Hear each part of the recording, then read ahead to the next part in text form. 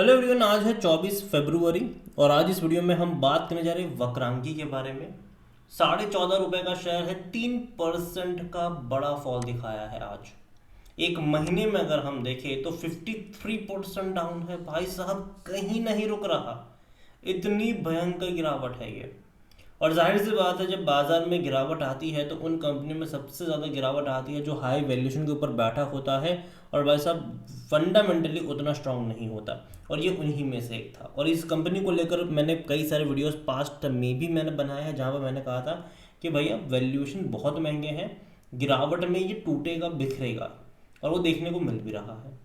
और बात करना बनता भी है कि भाई साहब जब इतनी गिरावट आ चुकी है तो क्या सिनारियो, क्योंकि भैया 52 वीक्स के लो पर पहुंच चुका है ये, और बहुत ही भयंकर तरीके से गिरा। 37 रुपीज़ से गिरा। देखो ये कोई नया नहीं है, इस कंपनी में पंप एंड डंप भैया होता रहता है।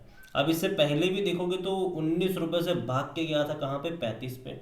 बहुत जल्दी उतना ही बड़ा फॉल, वापस भाग के गया और उतना ही बड़ा फॉल, बल्कि यह बहुत बड़ा फॉल अभी यहाँ पर देखने को मिल रहा है। 5 साल का अगर आप ग्राफ देखो तो 63% डाउन है ये। और इससे पहले भी अगर आप देखोगे तो भाई साहब ये इससे पहले 15 रुपए के आसपास अटक रहा था, अब वो लेवल भी ये तोड़ चुका है और 5 साल के सबसे लोवेस्ट प्राइस पे पहुंच चुका है ये, सबसे लोवेस्ट प्राइस। इससे पहले भी ये भैया 66 रुपीज़ पे था, वहां से गिर गिर कर 15-16 पे आया था, तेजी दिखाई थी, वापस गिर गया ये। तो गिरावट भयंकर है और भैया बनती भी है यहाँ पर। आगे बात करेंगे। जहाँ तक वॉल्यूम्स के बारे में देखिए, 85 लाख से भी ज़्यादा के शेयर्स यहाँ पर आज ट्रेड होते नजर आए हैं, बड़ी क्वांटिटी में ट्रेडिंग चल रही है। एक टाइम पे 500 रुपये का शेयर था ये, 500 रुपये का था, लेकिन कॉर्पोरेट गवर्नेंस के बहुत सारे एलिगेशंस लगे इनके ऊपर और उसके बाद हालत बद से बदतर हुई। यहाँ पर अगर आप 52 वीक्स का हाई देख रहे हो तो वो 38 रुपीज़ का है, 14 रुपीज़ का लो है उसी के आसपास ये भी, और आज ही का दिन है ये, ठीक है, जब ये बनाया था इसने। मार्केट कैप 1575 करोड़ के आसपास देखने को मिल रही है कंपनी की। अगर आप वेबसाइट पे जाओगे तो कई सारे बिजनेस हैं इनके। इनके एटीएम, जो अगर आप इनके वक्रांगी केंद्र होते हैं, ठीक है, जहाँ पर कई सारी सर्विसेज आपको मिल जाती है। इसके अलावा एटीएम सेटअप करने को लेकर भी इनका बिजनेस है। हालांकि देखो एटीएम की जो नंबर्स ऑफ एटीएम है वो फ्यूचर में कम ही होंगे।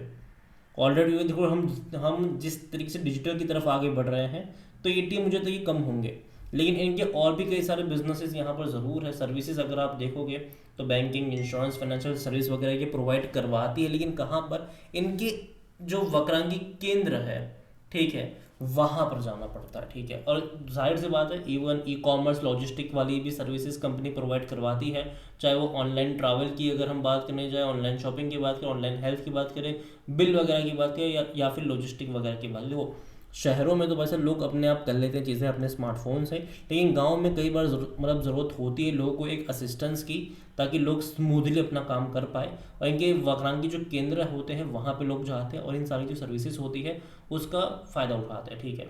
चाहे बैंकिंग की हो, फाइनेंशियल्स की हो, कई सारी हो, मनी ट्रांसफ़र की हो, इंश्योरेंस की हो, कई सारी सर्विसेज जो है वो ये कंपनी प्रोवाइड करवाती है। इनके वक्रांगी केंद्र अगर आप देखोगे तो ऑफिशियली जो ये बताते हैं वो 22,395 वक्रांगी केंद्र हैं इनके, और काफ़ी बड़ा नंबर है ये, ठीक है, काफ़ी बड़ा नंबर है। लेकिन देखो प्रॉब्लम पता है कहाँ पर आती है, प्रॉब्लम इनके वैल्यूएशन पे आती है।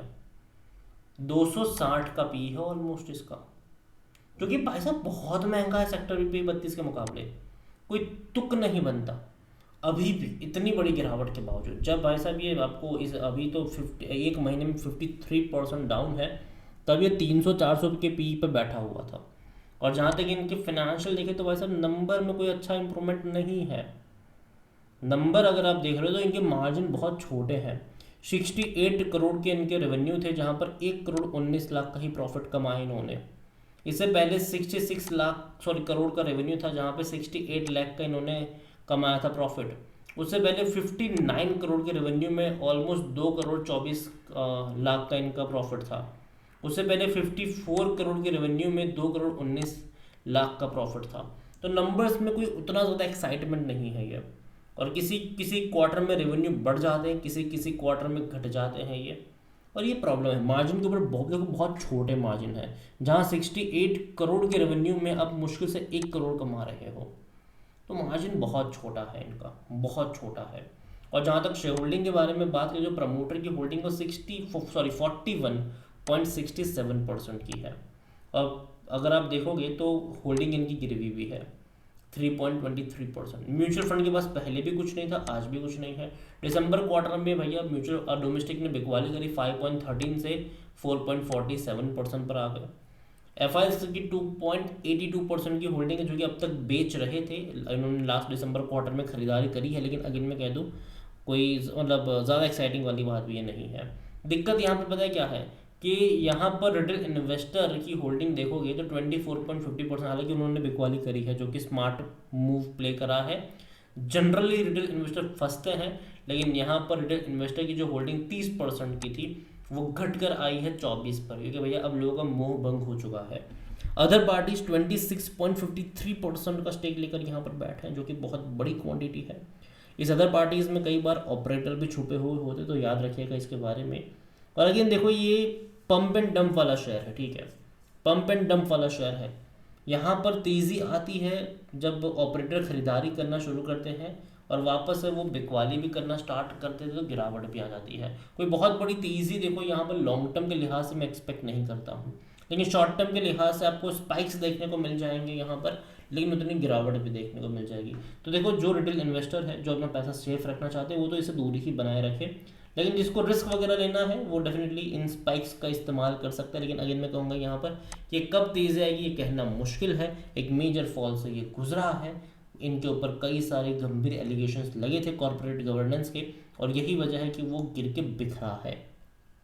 और जब ये भाग रहा था ना, इनके प्रॉफिट बहुत अच्छे थे, और जैसे एलिगेशंस वगैरह लगना शुरू हुए, इनके प्रॉफिट एकदम से मतलब गिर गए थे यहाँ पर। और अभी अगर आप देखो तो हालत उतनी अच्छी नहीं है 5 सालों से, और बीच बीच में तेज़ी दिखाता है ये, लेकिन हर बार गिरता है, फिर वापस कोशिश करता है, फिर हर बार गिरता है। तो दिक्कत यहाँ पर यही है, और मैं अगेन कहूँगा यहाँ पर कि भैया दूरी बनाए रखेगा इससे। ज़्यादा एडवेंचर होने की ज़रूरत नहीं है इस कंपनी में। अगर जिसको रिस्क लेना है, ठीक है, वो यहाँ पर रिस्क ले सकता है, लेकिन अगेन अगर आप सेफ इन्वेस्टमेंट चाहते हैं तो भाई साहब दूरी बनाए रखेंगे तो ज़्यादा फायदे में रहेंगे इस कंपनी से। और अगेन अगर आप यहाँ पर 10-12 रुपए का जो लेवल आता है वहाँ पर नज़र रख सकते हैं, उनके लिए जो रिस्क लेना चाहते हैं, ठीक है। अगेन रिस्क की बहुत ज़्यादा है ये, बनेगा तो बनेगा, नहीं तो गिरेगा। यहाँ पर आपको इंतज़ार करना पड़ता है एक और स्पाइक्स का, और अगेन ये ऑपरेटर के ऊपर डिपेंड करता है कि वो कब तेज़ी लेकर आते हैं यहाँ पर। लेकिन हाँ, ऐसा होता ज़रूर है कि ऑपरेटर जो है वो तेज़ी लेकर आते हैं यहाँ पर। लेकिन अभी का जो सिनारियो है वो भी देखना रहेगा कि भाई बाज़ार में किस तरीके से गिरावट चल रही है, और गिरते हुए बाज़ार में तो इसका उठना उतना ज़्यादा पॉसिबल नहीं लग रहा है। कहीं ना कहीं जब बाज़ार वापस से तेज़ी दिखाने की कोशिश करेगा, रिकवरी की तरफ कोशिश करेगा, तब शायद ऑपरेटर अपना गेम यहाँ पर खेल सकते हैं। अगेन देखिए, ये मेरा पर्सनल ओपिनियन है, ठीक है, कोई भी इन्वेस्टमेंट एडवाइस नहीं है ये। वीडियो को यहीं पे एंड करता हूँ। पसंद आया हो तो लाइक करो, शेयर करें, चैनल अगर पहली बार तो प्लीज़ सब्सक्राइब करें। और वक्रांगी के बारे में आप क्या सोचते हैं वो भी आप मुझे कमेंट में लिखकर बता सकते हैं। इसके अलावा अगर आप चाहते हैं कि मैं किसी और कंपनियों के बारे में भी, ऐसे किसी और कंपनी के बारे में भी एक डिटेल वीडियो बनाऊं, तो कमेंट में जिस किसी कंपनी के ऊपर आप वीडियो चाहते हैं उसका नाम लिखिएगा। जितनी ज़्यादा कमेंट आएगी उतना ही जल्दी वीडियो आएगा। Thank you.